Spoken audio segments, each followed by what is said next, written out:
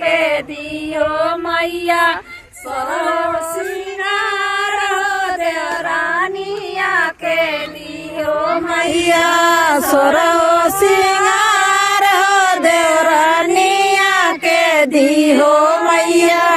आइल बाटी बड़े दूर से आइल बाटी दरबार हो चरवा खोल के मांगत बाटी वेद प्रसाद हो चरवा खोल के मांगत बाटी वेद प्रसाद या चरवा खोल के मांगत बाटी।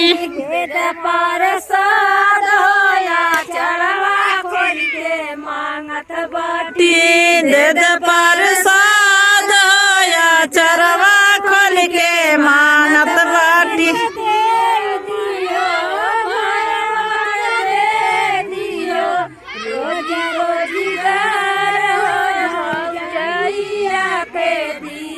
मैया सोरो सिंगार